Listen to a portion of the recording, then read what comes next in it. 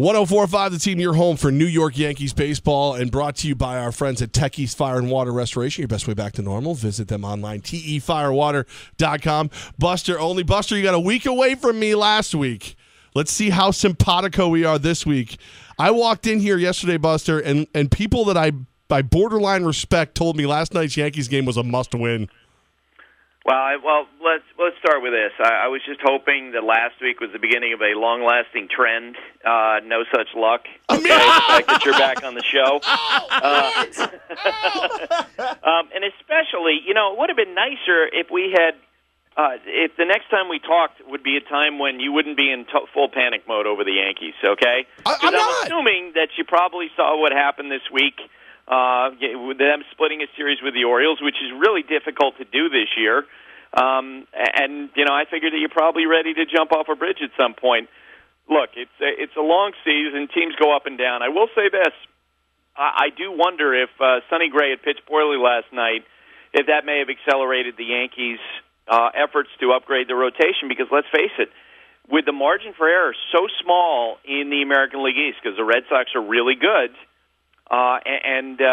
with the Yankees wanting to avoid the wild card game, I wondered if, in fact, that was something. If they had lost yesterday and Sonny had pitched poorly, if the Yankees would have gone right on double time in terms of going through the trade stuff and trying to add to their rotation, because you can't give away games with how well the Red Sox are, and from the Red Sox perspective, they can't give away games either because of how good the Yankees are.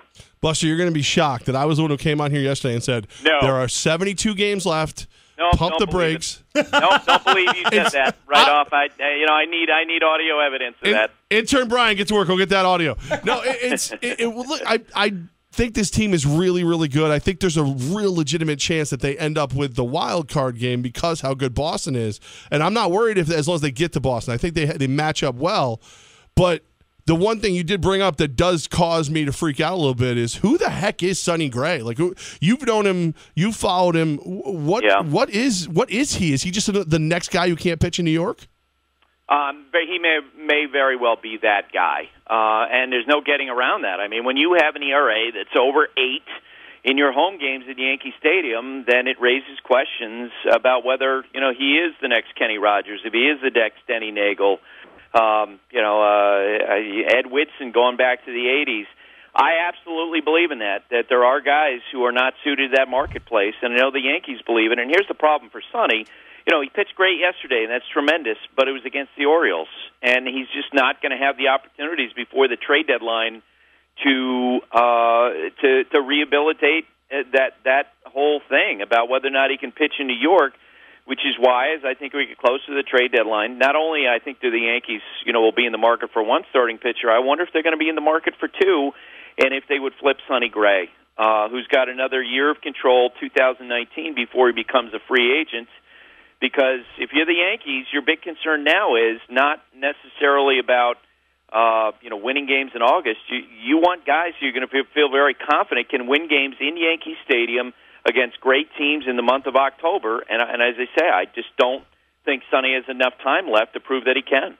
Buster Olney with us right now. Thanks to our friends at Tech East Fire and Water Restoration at 1045 The Team. So the new rumor is that Justice Sheffield could be a movable part in multiple, whatever the deals are. If they move Sheffield, that's a complete contradiction of what they've become, right? These untouchable players have been so big, you can't trade Justice Sheffield, can you? See, and I certainly am operating under the assumption that 90% of what's out there is crap in terms of trade rumors, because that one side or another has is motivated to leak out information to help their cause, for example. And I don't know where this latest stuff on Machado and Sheffield comes from, but let's face it, if you're the Orioles, it's a really great thing to have this out there because you're also talking to the Dodgers, you're talking to the Brewers, and if you can sort of cast the image of the Yankees as being all in on the pursuit of Manny Machado, it probably helps you. I can't tell you for sure if it's not true, and I absolutely can tell you for sure that they are exchanging concepts with the Orioles. They're going back and forth. I tend to doubt, like you do, that they would put Sheffield in there because as we talk about the needs for starting pitchers, with especially going into 2019 with CC being older and you don't know how much longer he's got, Tanaka with a ticking time bomb in his elbow, and we don't know when that's going to go off. I just tend to doubt that the Yankees would have a big-time major league pitching prospect on the cusp of the big leagues, and Brian Cashman would be willing to give that up. I would be shocked. Here's the one scenario, and sorry to filibuster here. No, go ahead. The one scenario that I could see this is that if you're Brian and you're looking through the trade market, look, Jay Happ we've talked about, he slumped of late, and he certainly doesn't look like someone, the way he's pitching lately, who could dominate the Astros in the postseason or the Red Sox in the postseason. Garrett Richards was someone I think they absolutely would have talked about with the Angels. He just got hurt in a start the other night. His season might be over. I'm sure that they'll be talking with the Tigers about Michael Fulmer. There might be 2 or 3 guys out there. But generally speaking, unless the Mets suddenly got sane and decided to put deGrom out there, I just don't know if there's necessarily that difference maker that you want. So the one argument, if you're the Yankees, internally would be, you know what, we're not going to find the starting pitching that we necessarily feel like we need, so let's load up on our lineup. Let's go nuts. Let's get Manny Machado in the lineup. We know we've got a great bullpen, and let's see if we can just bash teams into submission. That all said, I still don't think they would put Sheffield in the deal. I'd have to see it to believe it, knowing how Brian works and how much he values young pitching. You mentioned you're not sure about who's leaking this information about the Orioles and Machado to help out the organization. I'm here to tell you it's me, actually. It's me. I'm the one. I'm telling all the teams, so don't do any more research. It's actually me. You're talking about the New York Mets, though, and Jacob deGrom. He was fantastic last night. Coming into the senses, is that still the friction there for the Mets that they see how good deGrom can be, and they're like, we don't want this guy to leave our organization? Oh yeah, and I've heard that from people within the organization. Like they look at, I'm looking at the Mets from 30,000 feet, big picture, and I'm saying, man, they got a lot of work to do, and I think they should flip deGrom and Syndergaard to start the rebuilding process. I know from talking with Mets people, they don't look at it that way. They look at it as, boy, if we're going to be good in the next year or two, then we feel like deGrom and Syndergaard are going to be an important part of that. So no, they're not talking about it. One other thing, just to double back on the Machado things. Here's the other scenario in which I think the Yankees get into it. I've heard, you talk to GMs with other teams and their perspective on these talks. The Dodgers and the Brewers are considered to be 2 of the major players in this. Andrew Friedman runs baseball ops for the Dodgers. If this were a poker game, this is a guy who absolutely will slow play it, and he'll never really put his best prospects in the deal. He might want to drag it out and hope that the Orioles jump it, an offer for 60 cents, 70 cents in the dollar at the end. David Stearns, who runs the Brewers, has a similar reputation. So if you're Brian Cashman and you're looking at 2 guys in the poker game who are slow playing it, you might want to call the Orioles and say, here's our offer. It's aggressive. You got 48 hours to make the deal or we are out of here.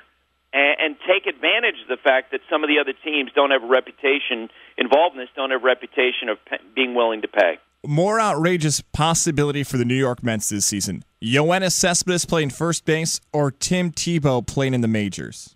Well, I think Tim's going to play in the majors. And hats off to him for all the effort that he's put in and all the work. I mean, he has walked, he has walked the talk, so to speak, in what he's done. I think the idea of Cespedes playing first base is maybe the scariest thing since the idea of Mike Piazza playing first base. Like when you think of someone who doesn't have experience at that position, the blocky body, the way that he moves, and I cringe. I got to be honest with you. I'm imagining him crashing into a runner coming down the first base line as the throw goes into the runner. I think that's a terrible idea. Tebow in the big leagues, they don't have a problem with it. And as I say, I think he deserves a lot of credit for the work that he's put in. But the one thing throughout this entire process, and people who've said that he's taken a spot from somebody else in the minors, please, it's ridiculous. There's thousands of players in the minor leagues. It's great that he's put in the work. But as I've said in the past, he's not that far removed from the Philly fanatic, okay? He clearly is someone who draws a lot of people to ballparks. A lot of fans absolutely want to see him, and that's great, but we should never pretend that he is a legit major league prospect. He's a guy who's a tremendous athlete who's going to get some time in the big leagues, in part because of the work that he's put in part because of what he's meant to other teammates, but he's not someone we should ever look at as being a guy who's going to wind up with 500 at-bats in the season in the big leagues. Buster Olney with us right now, 104.5 The Team. Buster, the home run derby lineup is set for Monday night. For me, I'm a little disenchanted. I'm excited about Harper, but that's about it. Well, and I'll do the disclaimer. I'm part of the coverage, so whatever I would say, you'd say you're just trying to sell the event. I'm excited about the field myself. Javier Baez of the Cubs, I cannot imagine a player who's more suited to this event than he is in terms of a guy who's got some flair. And when about a month ago, the guy who is my boss, Phil Orleans, mentioned to me, said, Javier Baez would be really great in the Derby. And so it just so happened that weekend we had the Cubs, and I walked up to Baez and I said, hey, what would you think about doing the Derby? And as I said on a podcast today, it was like I asked him if he wanted 3 Christmases every year. Like his face lit up so brightly, he couldn't wait to do it. He's got big-time power. He's got big-time swagger. He would have a lot of fun doing it. I can't wait to watch him. I'm picking him to win the Derby. Neither one of you guys are allowed to pick him because I picked him first. I think Schwarber's going to be really interesting. Max Muncy of the Dodgers is a great story.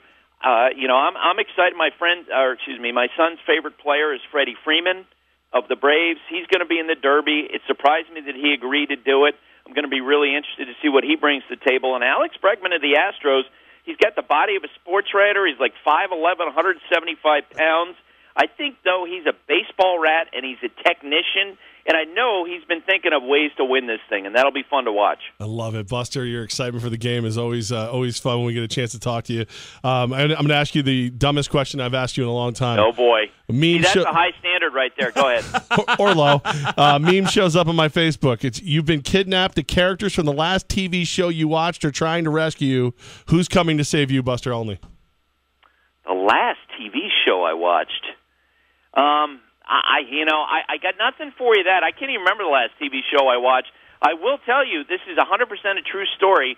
The other night, I had a dream that I was hanging out with Kelly Ripa and her husband, Mark Consuelos, and I woke up and I was saying to myself, have I ever met them? Like, along the way, have I ever met them? And I had it in my brain that I did, and then I realized I hadn't, and I felt really stupid. I thought for sure you were going to tell me it was going to be like Alex Rodriguez and everybody from Baseball Tonight coming to get you. Buster, where are you at this weekend? Home Run Derby. I'm going to Washington on Sunday morning. No, we don't have Sunday Night Baseball. Right. I think it was a smart move by the Players Association to get that off the books. We are next Thursday, and I'll be talking to you from Chicago. We've got the only game to start the second half on Thursday. Cardinals playing Cubs, so I'll talk to you from Chicago. And I'm going to be at Yankees-Mets on Saturday, the 21st. So, maybe I'll look for you because I will be around at the ballpark that day. And I'm bringing my bail money, so it's going to be perfect. By the way, didn't get arrested. Excellent. I didn't get arrested. They lost 11-0, and I stayed out of handcuffs. A miracle. Buster, you're the best, man. See you guys.